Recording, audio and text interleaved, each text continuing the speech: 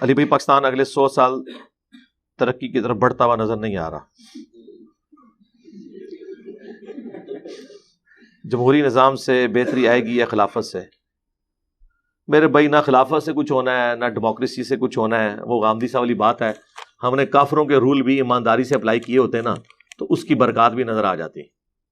جب قوم کے چھوٹے سے لے کر بڑا تک ہر شخص دوسرے سے قربانی مانگ رہا ہے, خود کوئی قربانی کرنے کے لیے تیار نہیں ہے, تبدیلی کہاں سے آنی ہے میرے بھائی؟ کبھی نہیں آنی. یہ جتنے لوگ آ کے آپ کو غریبوں کا درد بتا رہے ہیں, ان سے یہ پوچھیں کہ تم لوگ کیوں اتنے بڑے بڑے محلات میں رہ رہے ہو؟ کیا امریکہ کا پریزیڈنٹ 300 کنال کے گھر میں رہتا ہے؟ بتائیں. کیا امریکہ کے پریزیڈنٹ کی زمینوں میں کئی گھنٹوں تک ٹرین چلتی رہے اور اس کی زمینیں ختم نہ ہو؟ کیا امریکہ کے پریزیڈنٹ نے پورا سٹی اپنا آباد کیا ہوا ہے جس میں ہاسپٹل اپنی ساری فیملیز رہ رہی ہیں؟ میں نے ساروں کے نام لے دیے بغیر نام لیے. تقریریں ان کی سنیں, پھر سے پوچھے تم سب لوگ 70 سال کے ہو چکے ہو, سارے ہو چکے ہیں 70 سال کے آلموسٹ. ہمارے جتنے پولیٹیکل لیڈرز ہیں اس وقت بڑے, نواز شریف صاحب, زرداری صاحب, مولانا فضل الرحمان صاحب, عمران خان صاحب, ان سے پوچھو کہ اب تم نے کتنا عرصہ زندہ رہنا ہے یار. چلو 100 سال کیلکولیٹ کر لو, ویسے تو مجھے لگتا ہے ان میں سے کوئی 100 پہ پہنچے گا. 100 کے حساب سے کیلکولیشن کر کے اپنا پورا معاملہ رکھ لو, باقی دے دو نا یار. قوم کا درد سینے میں ہر دوسرے دن دودھ اترا ہوتا ہے اس قوم کے لیے آپ کے, ٹھیک ہے؟ تو یار اپنی جیب ڈھیلی کرو نا, خود اپنا لیونگ سٹینڈرڈ تھوڑا سا نیچے لے آؤ اور وہ مال اللہ کی راہ میں خرچ کرو. ہم نہیں کہتے کہ تم پاکستان کے اسٹیٹ بینک کے پاس وہ مال رکھواؤ, نہیں, خود اپنے ہاتھوں سے خرچ کر دو, جہاں بہتر سمجھتے ہو لگاؤ. ایک ایک جلسے پہ ان کے 10 15 کروڑ روپیہ لگ رہا ہے اور نکل رہا کیا اس میں سے؟ چند ٹی وی اینکرز کی نوکری کہ وہ اس جلسے میں ہوئی بھی تقریر کو ڈسکس کریں گے. وہ سرکار تقریر آپ گھر بیٹھ کے کر لیں سوشل میڈیا کے ذریعے, تب بھی آپ کی تقریر جو آپ نے بونگیاں ارشاد فرمانی ہے وہ ڈسکس ہوں گی. وہ بونگیاں آپ گھر میں بیٹھ کے ایک ویب کیم کے اوپر یا ایک کوئی کیمرہ لگا کے اس میں مار لیں تو ٹی وی اینکرز کی نوکری پھر بھی کھل جائے گی. اس کے لیے 15 کروڑ کا جلسہ کروانے کی کیا ضرورت ہے؟ 10-15 کروڑ ایوریج ہوتا ہے وہ لائٹنگ کا, اور باقی سارے خرچے آپ دیکھیں خود بتاتے ہیں. اب مجھے بتائیں یہ اتنے جلسے کروا رہے ہیں تو کیا ان کے گھروں میں کوئی سونے کے درخت لگے ہوئے ہیں جو توڑ رہے ہیں؟ اور اپنی جیب سے نہیں لگا رہے, یہ آپ کا ہی پیسہ ہے جو ان کے ساتھ بیٹھنے والے 2 نمبر لوگوں نے لوٹا ہوا ہے اور وہ اپنے لیڈرز کے اوپر لگا رہے ہوتے ہیں. انہی لیڈرز کی ناک کے نیچے انہوں نے یہ حرام کمایا ہوتا ہے, اور ان میں وہ لیڈر بھی شامل ہیں جو کہتے ہیں کہ جی ہم نے کبھی حرام نہیں کھایا. ہم کب کہتے ہیں کہ حرام آپ نے کھایا نہیں ہے, لیکن اربوں کا حرام آپ کے نیچے کھایا گیا اور آپ نے آنکھیں بند کی, تو گویا کہ آپ مجرم ہیں, کیونکہ رعیت کے بارے میں آپ سے سوال ہوگا. صحیح مسلم میں حدیث ہے کہ سب سے برا گڈریا وہ ہے جو حکمران گڈریا ہے. جیسے ایک گڈریا بھیڑ بکریوں کی حفاظت کرتا ہے نا, حکمران بھی اپنی قوم کی حفاظت کرتا ہے کہ اگر اس نے انصاف نہ کیا تو اس پہ جنت حرام ہے, تو مارا گیا نا وہ. یہاں اگر وہ حفاظت نہیں کر سکا تو اس کی بکری ماری جائے گی, لیکن حکمران اگر رعایا کی حفاظت نہ کر سکا تو حکمران مارا گیا, وہ جہنمی ہو گیا. پھر بخاری مسلم کی حدیث, تم میں سے ہر شخص نگہبان ہے اور اس سے اس کی رعیت کے بارے میں پوچھا جائے گا. پھر نبی اسلام نے گنوایا کہ ایک حکمران جو ہے وہ اپنی رعایا کے اوپر حکمران ہے اور وہ اس کی رعیت ہے, اس سے پوچھا جائے گا. ایک مرد اپنی بیوی بچوں کے اوپر حکمران ہے, ایک عورت اپنے خاوند کے مال اور اس کے بچوں کے اوپر نگہبان ہے, اس سے پوچھا جائے گا. وہاں تو کوئی 2 نمبری نہیں کر رہی. نبی اسلام نے ایک ایک چیز گنوائی. تقریروں میں آپ سن لیں جی حضرت عمر نے فرمایا تھا دریائے فرات کے کنارے کتا بھی بھوکا مر گیا, مجھ سے پوچھا جائے گا. اگے بھی ٹرونا تو اسی کیتا ہے, صرف سنانے کے لیے. اور یہ سارے اس امام کے اندر ننگے ہیں. آپ کی عقیدت کسی کے ساتھ وابستہ ہوگی, آپ کو اس کے بارے میں نہیں پتا ہوگا, اور اس کی معصوم شکل سے اور معصوم تقریروں سے آپ دھوکہ کھا کے سمجھ رہے ہوں گے کہ نہیں یہ بندہ اچھا ہے, لیکن حقیقت یہ ہے کہ سب کا پول کھل چکا ہے. ہمیں تو خیر پہلے ہی پتا تھا, آپ کو کچھ عرصے بعد پتا چلتا ہے.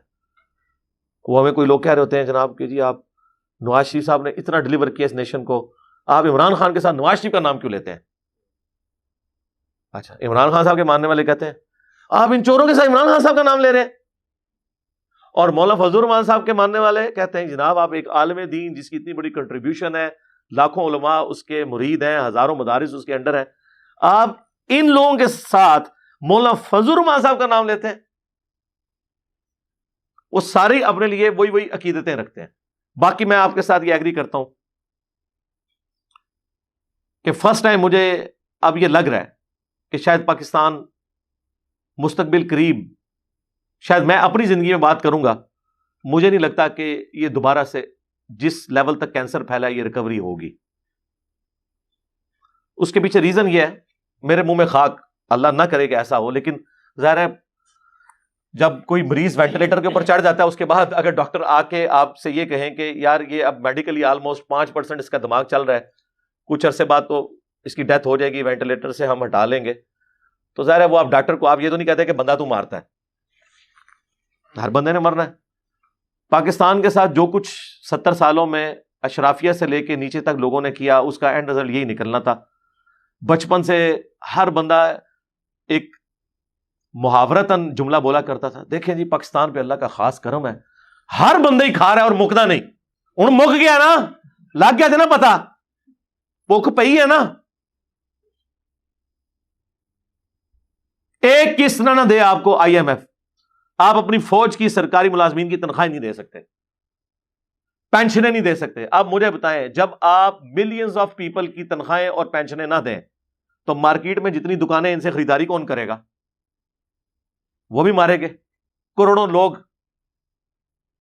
سری لنکا کا حال آپ نے دیکھ نہیں لیا؟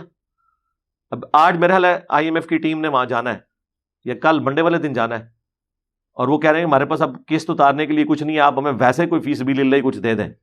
اب ظاہر ہے وہاں پہ تو آپ کو پتا ہے ایک سول وار والا سلسلہ شروع ہو گیا. حالانکہ سری لنکا کا لٹریسی ریٹ اس پورے ایریے میں سب سے زیادہ ہے، لیکن وہ تھیندے تھیں جاتا بندہ.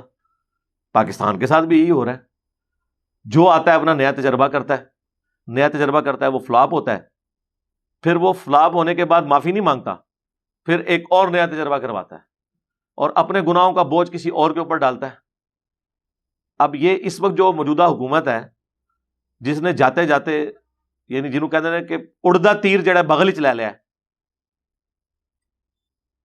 رات کو میں عمران خان صاحب کا پروگرام دیکھ رہا تھا آفتاب اقبال صاحب کے ساتھ، تو دیکھیں انہوں نے تو بڑی اچھی بات کی ہے، اگرچہ وہ پریکٹیکلی ہمیں پتا ہے کہ اس کے پیچھے حقیقت کیا ہے، چلے ہم اس نظام رکھتے ہیں. انہوں نے کہا کہ جی اگر یہ کہتے ہیں کہ یہ بیڑا غرق میں نے کیا ہے یا میری وجہ سے ہوا ہے، تو میں تو کہہ رہا تھا مجھے نہ نکالو، میں تو یہ کہہ رہا تھا. وہ کہہ رہے ہیں میں نے شوکت ترین صاحب کو بھی بھیجا نیوٹرلز کے پاس کہ مجھے نہ نکالو، میری مدد کرو، مجھے نہ نکالو. تو اسی لیے میں نے بھیجا تھا تاکہ میں اس چیز کو ہائی لائٹ کروں کہ اکانومی نیچے آ جائے گی. اور وہ کہتے ہیں کہ اگر یہ میری وجہ سے ہونا تھا تو مجھے تو خود بھاگنا چاہیے تھا نا، اگر میں نے IMF سے کمٹمنٹ کی ہوئی تھی. جی سر آپ نے کی ہوئی تھی، اب آپ نہ یہ کام کریں یار، کیوں آپ ہماری زبان کھلاتے ہیں؟ تو کہتے ہیں ٹھیک ہے میں اس کا بوجھ اٹھا لیتا، لوگوں نے مجھے گالیاں دینی تھی نا. اب یہ بات ان کی لاجیکل درست ہے، اسی لیے میں نے پہلے دن مخالفت کی تھی کہ جس طریقے سے نواز شریف صاحب کو 2017 میں نکالا گیا عدالتوں کے ذریعے، پیسہ کوئی ریکور نہیں ہوا، اقامے پہ فارغ کیا گیا،